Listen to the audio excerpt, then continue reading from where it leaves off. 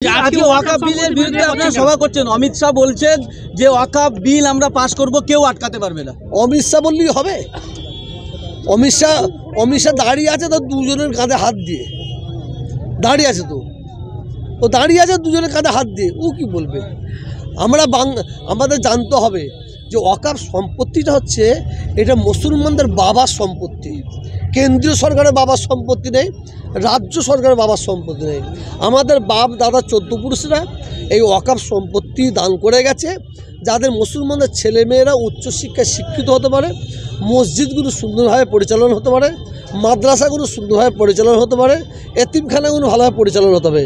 আসলে কেন্দ্রীয় সরকারের লক্ষ লক্ষ বিঘা জমি আছে, তো সেই দিকে শুকুনির চোখ পড়েছে। অতএব আমরা আমাদের জীবন থাকতে ওয়াকফ সম্পত্তির ওপর বিল আনতে দেবো না। শুভেন্দু অধিকারী বাংলাদেশের সংখ্যালঘুদের জন্য বারবার কথা বলছেন, অথচ উত্তরপ্রদেশের সংখ্যালঘুদের ওপর নির্যাতন নিয়মিত চলছে। এবং কদিন আগে সেখানে সম্বলে একটা মসজিদে আজান দেওয়ার জন্য মুয়াজ্জিন ইমামকে গ্রেপ্তার করা হয় এবং 2 লক্ষ টাকা জরিমানা করা হয়। বিজেপি নেতাদের এই সংখ্যালঘুদের প্রতি কোনো কথা বলছেন না। একজন ওষুধ বিক্রি করছে, নকল মালের ওপর লেখা আছে নকল হইতে সাবধান।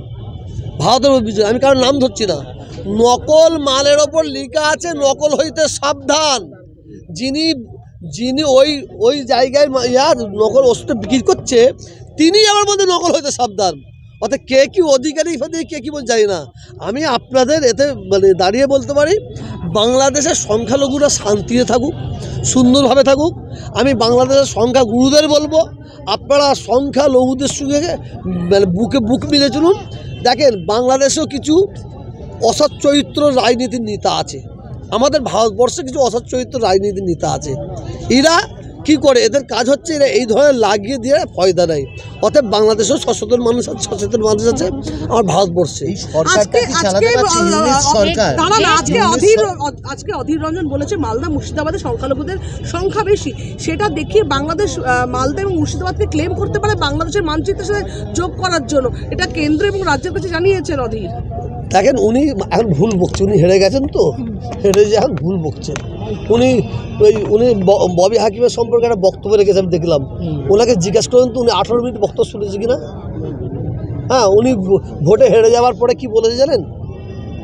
আমি ওনার কাছে আশা করিনি। উনি বলেছেন যে আমি হারলাম কেন, ওই যে জিতেছে কি নাম যে বলে গেলাম, ইউসুফ পাঠান মুসলমান, আর এখানে মুসলমান বেশি আছে বলে ওকে জিতে দিয়েছে।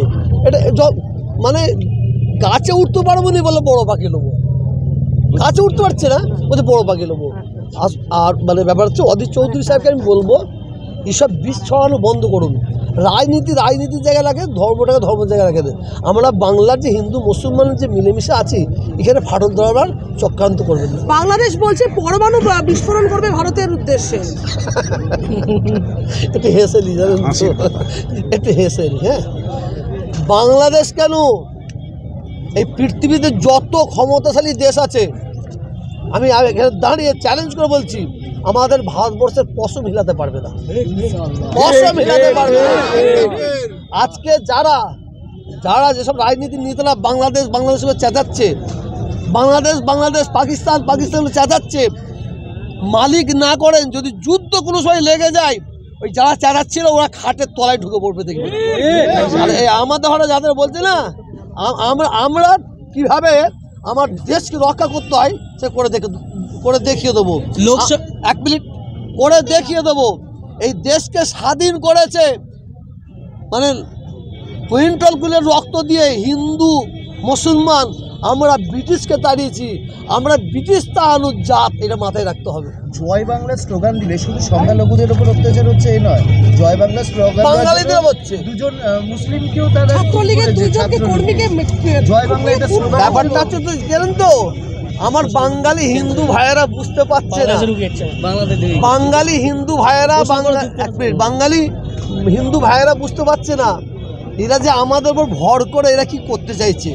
এরা আমাদের গাছে তুলে দিয়ে মই কেড়ে দেবে, বুঝতে পারবেন কারা। এরা বলতে বসে বিজেপি, RSS, আর কি বলবো, কারা কি। এরা চাইছে তো এ ধর লাগিয়ে দিয়ে মজা নেবো।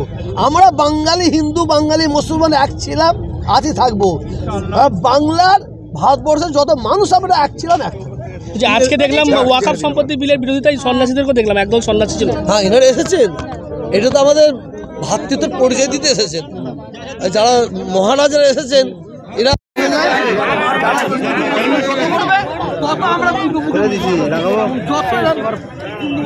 প্রকাশ সাহেব, আপনি আশঙ্কা করছিলেন যে এই বাংলায় সাম্প্রদায়িক একটা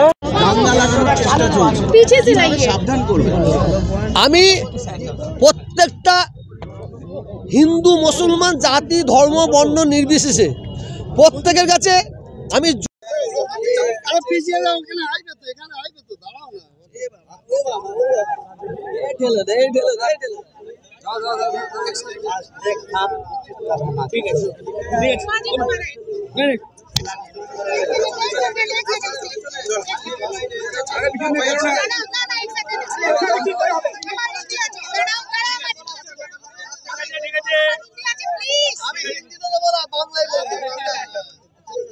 আপনি হিন্दी बोल लेते हैं, क्या हमें नेशनल के लिए चाहिए।